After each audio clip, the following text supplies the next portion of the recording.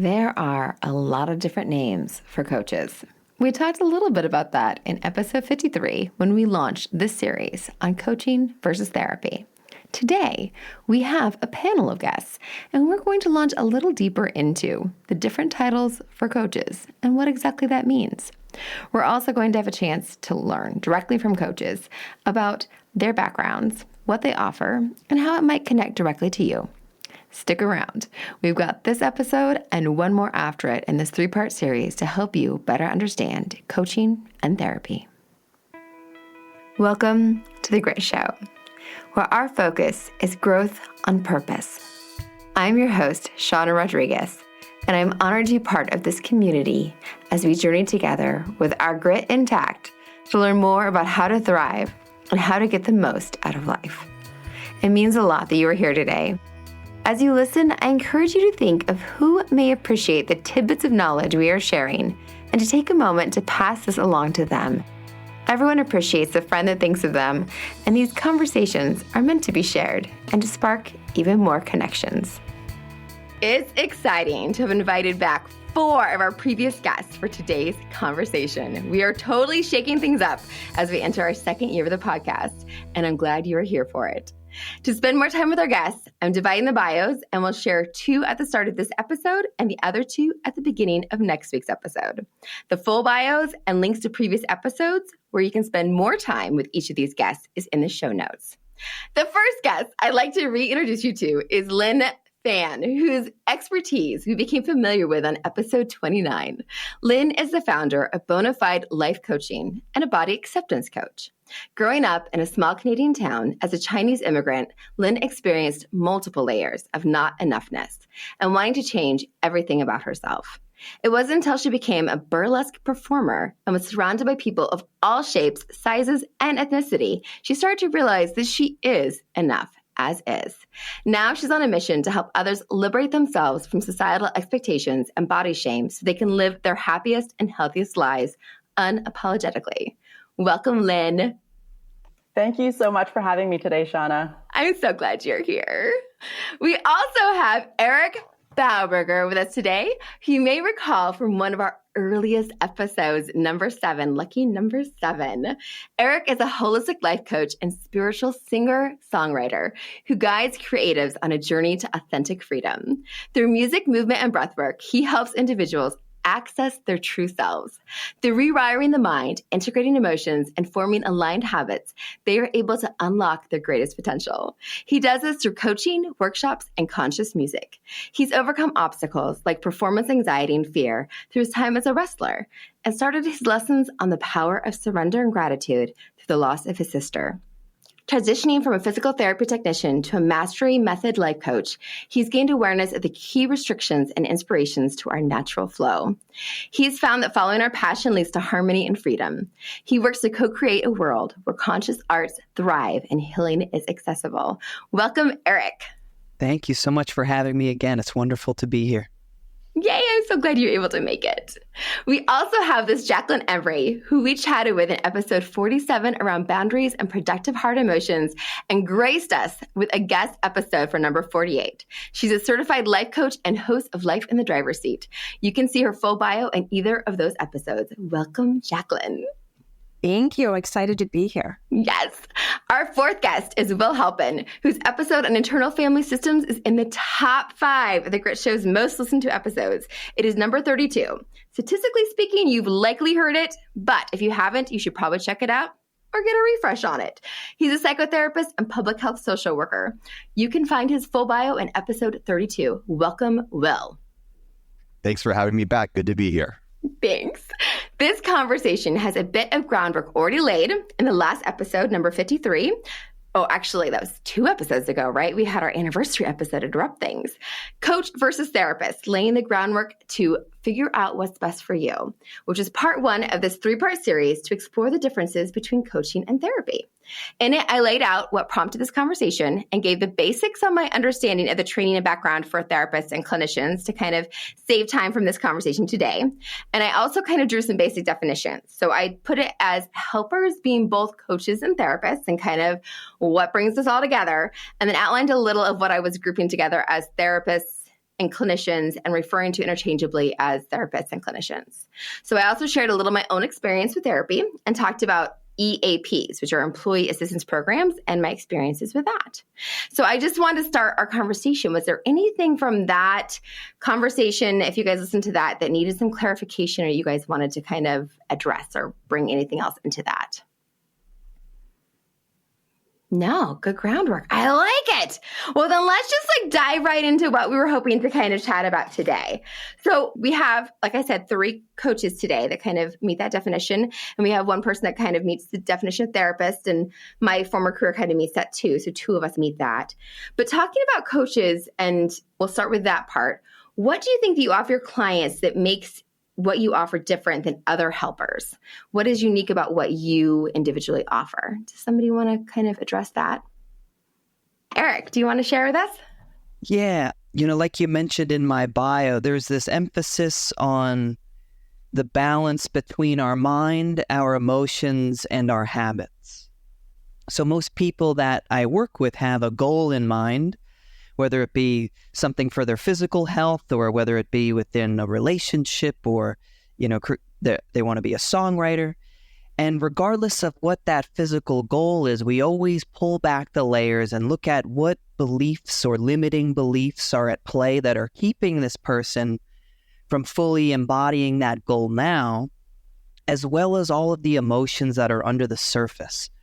So most of the time that I spend with people is really focused on simply having people bring all of their awareness to the emotions that they feel and what they feel like as physical sensations in the body.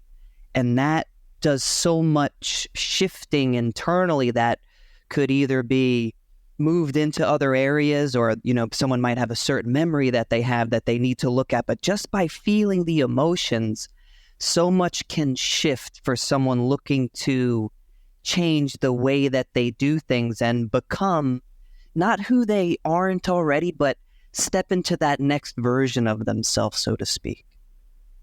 Yes. And you really specialize with working with artists is kind of your specialty that you do at this point in time then? Yes, that's where I've shifted. Very exciting. So you definitely work with that. And then a lot of the body work with the feelings and the emotions and kind of moving into that next phase. Yeah, a lot of somatic feelings, sensations, and breathing into them and holding space for them. A lot of people benefit purely from that feeling component. Thank you. That makes a lot of sense. What about you, Jacqueline or Lynn? What do you guys feel like is something that you offer your clients that's very specific to what you do and what you offer in your coaching? Jacqueline, do you want to go ahead? Go for it. Go for it, and then I'll answer after. Okay. That's interesting. It's kind of when Eric was talking, I thought there's a lot of similarities there. I would say, you say I'm more direct, but yeah, I say I focus more on the process is what really makes us stand apart, right? So I have a process in my program, Life in the Driver's Seat. I call it the drive method, but to keep it simple, I work on what people are thinking first because there's so much power in just being aware of what's currently, how your brain works. So I look at a little more logically, right? Like if we're thinking certain thoughts, right? Our brain's just offering that to us because it's trying to keep us safe. And then those thoughts make us feel a certain way.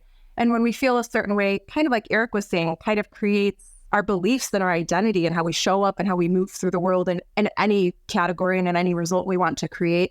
So it's really about being aware of those thoughts. What is our brain offering us? Can we question those? Can we be intentional with what we're thinking? Because if we can do that, then we can really dictate how we feel and the actions that we take. I also think a big component of that is being intentional with prioritizing. I know on our episode, we talked a lot about boundaries, being intentional with our time and the things that we're letting into our life is kind of like the third component. And then lastly is being intentional. I call it grow, but being intentional with envisioning what we want and being intentional with what we want in our life. I think a lot of people kind of drift through life. I call it in the passenger seat. They're just not being intentional with what they want to create. Maybe it's because they don't believe it's possible for them or it's just not on the radar. But yeah, growing, being intentional with what we want in every category of our life, and then learning the tools to go out and actually make that a reality. It's kind of, I say I help people get from where they are right now to where they want to be, really, to keep it simple. So a lot of thoughts, beliefs, knowing what you want, and then really moving yourself into the driver's seat is kind of some of the focuses you have. Yeah, because I think most people they focus on the action, right? They focus on the result that they want and the action taking. And they're like, why am I doing all of these things, right? And I'm not getting my result, but they're not doing the important work that comes first, which is who am I when I'm showing up to take that action? That's going to get me a completely different result. It's not just the action, it's who I'm being when I go out to take that action to create that result. That makes all the difference. So it's doing that front end work, then working on the result, the action and the result. Got it. That's very helpful. What about you, Lynn? Because you have the body acceptance kind of lens is kind of your focus with your coaching. So tell us more about that and how that integrates. What Jacqueline and Eric were talking about, like I resonate so much with that because so much of what we do, like the thoughts and actions and that's all tied in together, but the intention behind it. So what I do, I use the intuitive eating framework a lot in the work that I do with my clients. And what does that mean? So a lot of my clients come to me and they have had a lot of experiences with diets. They have this desire to lose weight because, ultimately they want to be happy and healthy. But the thing is like diets are not scientifically shown, or there are lots of studies that have supported the fact that diets don't work. So about 95% of diets don't work. They are not sustainable. So we basically put ourselves through this agony of trying to lose weight. And for what? So that we can plateau, so that we can regain the weight back, so that we can beat ourselves up, right? So what I do with my clients is we try to figure out what they actually want. So I kind of peel back the onion layers of okay, so why do you want to lose weight? What is the underlying reason for that? And then we start actually, identifying the habits that we can build to actually achieve their goals. So if they want to be happy, what are the things that we can do, to start creating more happiness, right? If you want to be healthy, what are the habits that you can build to actually get you to that healthiness? Because at the end of the day, when you lose weight, that isn't going to be the end of it, right? We're going to have to maintain the weight loss. We're going to still have to deal with all of the stuff that's inside, right? When you're actually trying to lose weight, you're not necessarily working on being happier and healthier. You're just focused on this external thing, this goalpost, and then what? What comes after that? So many people that I talk to, they are still unhappy. They're still dissatisfied. And they still think that they're not worthy. They still think that they're unlovable. There are a lot of industries in our society that are kind of perpetuating this idea that if you are thin, you're going to have everything that you want. And then that's just absolute BS. Yes. So you work a lot with them trying to figure out how to navigate those pieces then. Yeah, and also to ultimately realize that this is your body, this is your vessel, this is your home for your entire life.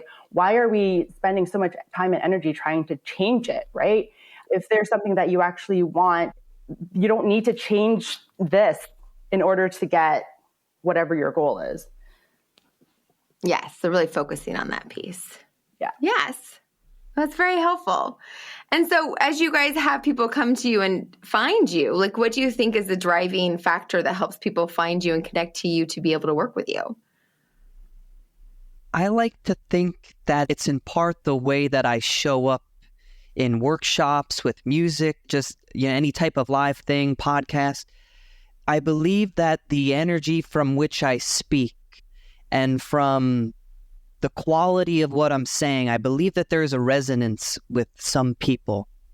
And that resonance that they feel wakes up something inside of them that help them realize, I want assistance with this. Though there's an easier way to go about this. Maybe I haven't been truly honoring myself. And this seems like someone that understands a way to facilitate this movement forward. What's this path of least resistance that he speaks of? I hear it in his voice. I want to know more. I like that. That definitely makes sense. What about for you guys, Jacqueline and Lynn? What do you feel like is what resonates and what connects with your clients? Yeah, I feel like it's definitely people's energy that attract you to them, right? And it's different for everyone, right? I always say I'm not for everyone, and I'm completely fine with that. My people find me, right? I do a lot of things online. I do in-person workshops, online workshops. And I think you just get a feel, right? That's my person. I like her vibe. I like how she speaks. It's a different right? We all have different styles of teaching. Like you called me direct. Yeah, and pretty, I don't waste time. Yeah. No, I appreciate that about you. Right? I love that about you. Yes. Yeah, like I'm pretty direct. I do free 1-hour consultations, which I think are very moving and give people a very good, I just show up as I would. I don't treat them like a prospect. I treat them like I'm coaching them, and it gives them a pretty good idea of what our coaching sessions will look like. And yeah, I don't hold anything back. So I think that's how you know. Yeah, the style that resonates with you to feel like it's going to help you move from point A to point B and what's going to really speak to you. Yep. Yeah. So for Lynn, what for you is kind of how you feel people resonate and connect with you? Absolutely. Absolutely. Like, coaching is all about relationships, right? And so it's who resonates with me. Like Jacqueline said, like not everyone is going to love what I say, especially because, I talk about diet culture and how it's so bad for you. So a lot of people are so attached to that idea that diets are going to be the answer. So not everyone's going to love what I say. So it's absolutely true that, people who do believe in my messaging and who do resonate with the way I speak to them and like possibilities that I present to them, that's super important. Yeah, ready to look at things differently, ready to do things differently. That's fabulous. So Will, I would love for you to jump in with some of this thinking too around with your clients and with, as a psychotherapist, a lot of them, do they come to you through referral then? Or are you able to kind of connect with folks in other ways? Or tell us a little bit about that. Well, it comes a variety of ways. I mean, I do some teaching, so I instruct, I do workshops, and certainly just networked through my community and working with folks for the years I have. So, I mean, as far as what draws people in, it's not too dissimilar to what other people are mentioning, right? Like I have a certain style and a certain presentation, and we know that success in any sort of coaching or therapeutic relationship is the relationship. That is the foundation for, I think, anything to transpire. So, and are you also asking kind of like what distinguishes me? Yeah, I would love for you to share on that. That would be great. Sure. So, because I kind of market myself and kind of put myself out there as a trauma-informed therapist, I specialize in complex PTSD, simple PTSD, developmental trauma, you name it. That's sort of my area. And so the areas I'm trained in are specific modalities around that. There's all those letters you mentioned, IFS, which I spoke about, but there's others that I do. So folks who are grappling with developmental trauma or PTSD, that certainly is a thing that people come to me for. And my referral networks know me for that. So that is my ideal client. Certainly folks within the LGBTQIA plus community as well. That's an area of specialty that my entire career I've worked at a health center that way, and the practices I've been involved with kind of market ourselves as sort of reaching that community. So those are sort of my ideal sort of communities I work in. And as far as what distinguishes me, I guess, for myself is, I mean, I try to make myself as transparent as possible. So I orient from like a feminist theory as a therapist. Like there is a power differential that is undeniable. But what I try to do to sort of level that or to bring it down is like, this is a collaborative relationship. At any point, any time, we are constantly evaluating what our work is together and what's working, what's not. And so your feedback is essential. It's important. So I invite my clients constructive criticism at all points throughout the process. I also like, if at any point you're wondering why I'm asking a question, ask me. Like, therapy should never, ever be a mystery. You should not be like, where are we going? What's happening here? There's always a goal in mind and a direction. And I marketed my materials that way. I give people a chance to, I do a free consultation on the phone where I'm like, I want you to vet me. And if people don't always know how to vet me, I'm like, these are the questions you could ask me. Like, ask me this, because I want to empower clients to like be good consumers of healthcare. I want you to ask me the questions. What is your training? What is your experience? How have you worked with these kinds of communities before? What's your ongoing supervision? These are all things that are very fair game. So I try to like market myself as accessible, as like, I want you to feel like a fully informed participant in this process. I love that. Next episode, I think we're going to talk more about the questions. So I love that you already have some lined up. That's perfect. Yeah. I mean, and just sort of like speaking to a little bit of what other folks have mentioned, I mean, as far as what orients me as a therapist, because I work in trauma, and trauma is not fully located in the frontal lobes or the prefrontal cortex. We're dealing with the limbic portion of the brain. We're dealing with somatic stuff. So the stuff that other folks have brought up around being in touch with the somatic experience of something, that certainly is going to be very, very true when you're dealing with any kind of trauma response, is a physiological component. So we're dealing with physiology, we're dealing with somatic responses, we're dealing with thoughts and emotions associated with that, and certainly like traumatic intrusive memories and things like that as well. So the work I do and the therapies I do, and I don't know if that's helpful to even talk about which ones I do, but we're going to talk about that the next episode, more about that. So I think this is a great place for us to actually transition to talking more about the uniqueness of how with therapists, I mentioned that a little bit in the last episode, that we have different training, different degrees, different licenses that goes with therapists. It doesn't always tell you what they specialize in, but often the training, they can feel like alphabet soup. I gave my example of an RPTS, a registered play therapy supervisor, and you have way more designations. We're going to talk about more in the next episode. And so I'd love for us to transition to talking about the coaches and the different designations with coaching to do that, since we talked a lot about that in the last episode with therapists. Can you guys talk a little bit about the different coaching? And each of you has a different designation of coach that goes with the coaching title. So can we talk a little bit about those coaching titles, and then we'll get more into the next episode about some of the stuff with therapy so that folks can understand when they read these things or see these things, what that means.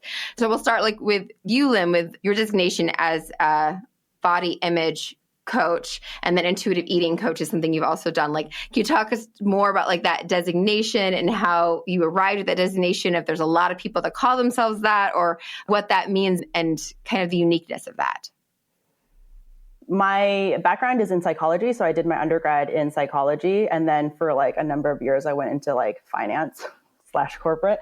But then I found my way back. So I have an accreditation as a transformational life coach.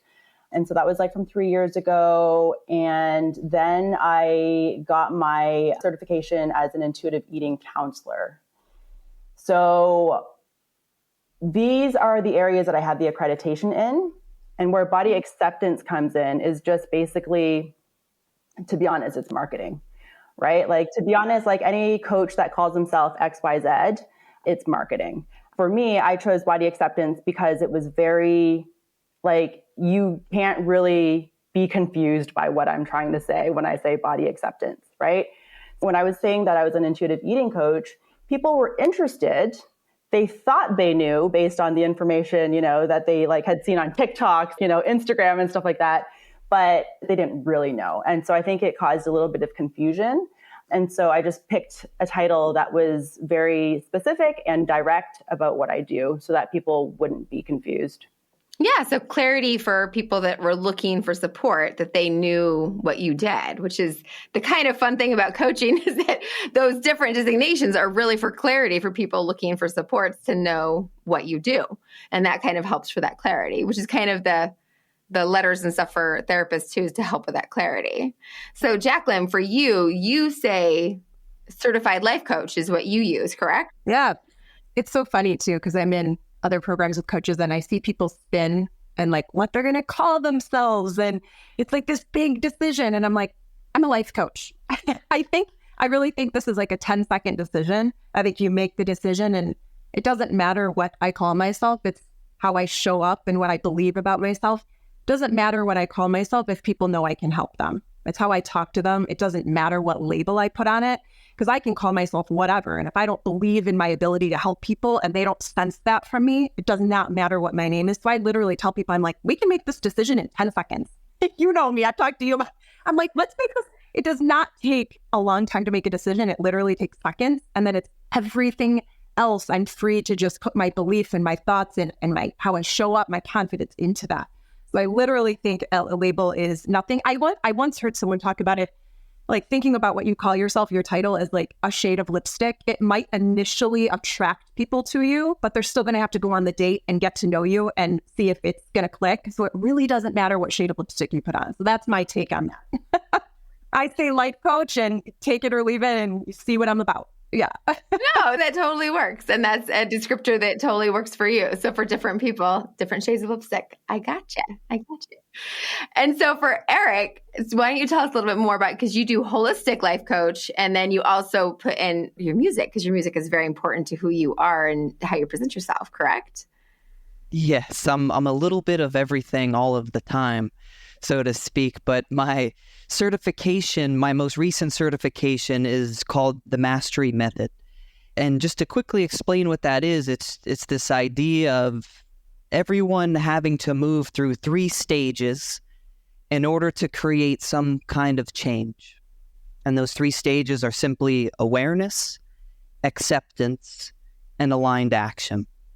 And those 3 stages occur on the several levels of our being. There is our mind, there is our emotions, the somatic or the visceral experience, like everyone has mentioned, the behaviors, and the unconscious.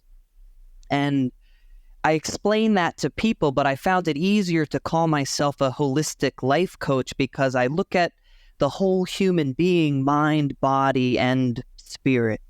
And a lot of, especially creatively, and this is from my own experience and from working with people, when we're looking to create some kind of change, or we're looking to hit a new level of creativity and action in our life, but action that is aligned with who we want to be, it's so important for us to be able to take care of our physical vessel. I need so much rest. I need so much self-care. I need so much time meditating, breathing, eating well, taking myself on little trips, really nurturing my physical body too, whether I'm like laying on an acupressure mat or getting massage.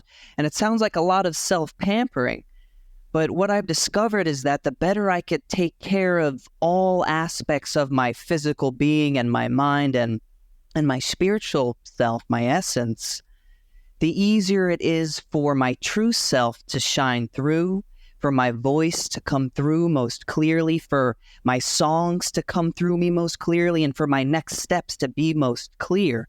So yes, while we look at the beliefs and the emotions and the actions, a lot of people are in need of just taking better care of themselves, whether that's setting a boundary, but it's really the entire picture. And that's why I've stuck with holistic life coach, hoping that people see holistic and believe like, okay, this guy's going to look at the whole picture and he's not going to just hyper focus on one area. Yes.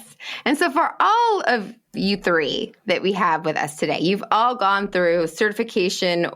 And Lynn, you called it something other than certification. Accreditation is what you called it, right? So accreditation, certification, you've all had various training to get to where you are. And there's like the life coach school, there's this mastery method that you've gone through, Eric. So there's a lot of different ways that coaches can get training, but you don't necessarily have to have training to call yourself a coach. Is that correct? Mm-hmm. So that's something that we can talk more about on our next episode, about how to maybe ask those questions to understand the background. And like you said, Lynn, like you've had training in psychology in undergrad. And I think, Jacqueline, you mentioned to me before that you've had training in undergrad, that when you went to school, you were interested.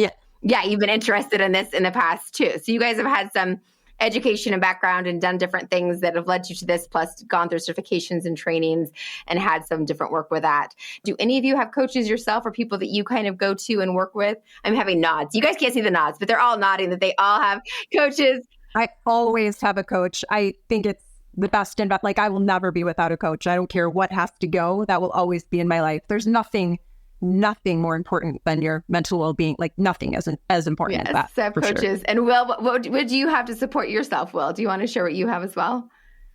Sure. I'm a firm believer that anyone in a helping profession needs their own helper. I don't care what part of the helping profession you are. And so, yes, I have my own therapist. Absolutely.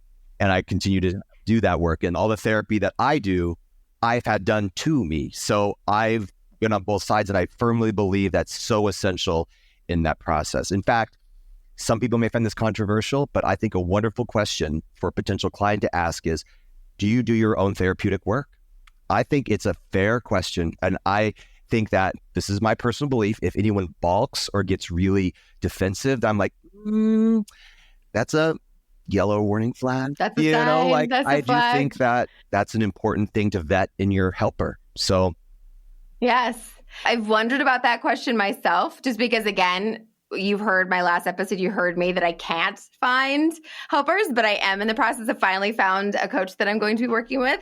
But it's been one of those things that like trying to find a helper is a challenge at times, but I've always been looking for one. So even if I haven't always had one, I've been looking for one and never shied away from having that, even if I haven't had it. So I think that having somebody who's not afraid to have that and doesn't want to have that, even if they can't have access to it, I think is a quality, and their awareness of the importance and the value of that, even if they can't currently access it easily. True. Fair enough. Yeah, I think that's a really good quality. And so I think at one time I was like, but I don't have a helper and I'm a good helper, but I always wanted a helper.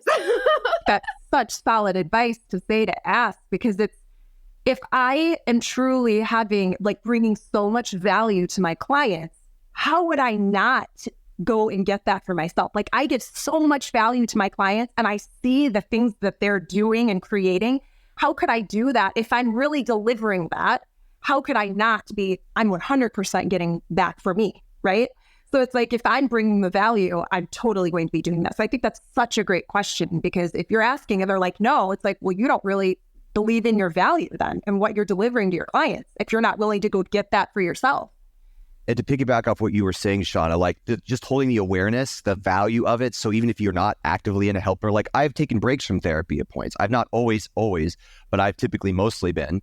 But I think it's still important that you have that orientation of awareness of the value of it. So even if you aren't and you're looking, you're like, that is an important thing to be aware of as a helper, and an important like priority as a helper to get your own help. Because any of us in this profession, I do believe, is driven to it from our own unfinished business. And we got to work on our own unfinished business as well as we help others. Yep. Helpers need helpers. That's kind of how that stuff rolls. I like it. And I think that's a great place for us to kind of put a pin in all of this to continue for next week. So as we wrap up this week, I would love for, this is Eric and Lynn were the ones that we did an introduction for this week. If you guys could give us a really quick snippet of something that you guys have done recently for self-care, a quick self-maintenance, because that's the reframe, right? We're reframing. It's self-maintenance. Because I love that Eric's like, people think of this as pampering. It's not pampering. It's not self-care. It's self-maintenance. It's necessary to maintain and be who you are and be present. So Lynn, could you just give us something that you've done in the last week that has been to help maintain yourself so you can show up and be your authentic self, something that you've done in the last week? In the last week, what have I done? Gone to therapy. I mean, like, to continue this conversation, right? Like, gone to therapy, and I made an appointment with my supervisor to try to like kind of keep myself constantly improving and having that conversation around how I can be better. And then basically being able to like unpack all of the things that come up for me, right? Because I'm still human and things come up for me during sessions with my clients as well. So it's really important to be able to have an outlet to talk about these things. That's awesome. I love that. That's very on point with the conversation too. What about you, Eric? What have you done the last week that has been self-maintenance to keep you going and on the right track? So over the last month, really, I've up-leveled my grounding game. And there's a lot of different ways that you could ground, but what that has looked like for me is spending more time in the grass, in my bare feet, listening to the birds, feeling the wind on my skin, really getting in my body, whether I may or may not be exercising, but really spending that time just being one with my backyard, as crazy as that might sound. And it's been so nourishing on many, many levels, but that rootedness is so necessary to expand in that vertical direction. Just like the tree, we need to have a solid foundation, and I brought a lot more attention to that recently. That's awesome. That's great. So I'm going to sum up our grit wit really quick then. So for our grit wit, we're going to actually look at that element of you guys starting to really consider, if you do have the inkling, if you or some of your family has the inkling about looking for a coach, looking for a therapist, that you start considering what that resonance is that these folks have been talking about. Like, what would resonate for you? Like, what qualities would resonate for you in a helper, or have resonated from a helper that you've had? And so as you go into this next episode, as we start looking at the questions and the things we're going to talk about, for you to kind of know the qualities that have resonated with helpers, for you to start thinking about that and mentally noting what qualities would resonate with you, so that as we go into our questions in the next episode, you guys will be ready to see what questions resonate and you can make note of those.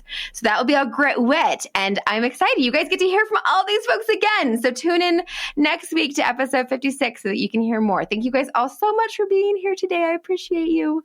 It's a pleasure. Thank you. Thank you so much. Thank you. Thank you for joining us today. I hope you enjoyed this episode. Be sure to jump on over to Instagram and follow us at the.grit.show. And if you aren't already following Authentic Connections Podcast Network at 37 by 27, you should definitely be doing that as well. Don't forget, you are the only one of you that this world has got, and that means something. I'll be here next Tuesday. I hope you are too.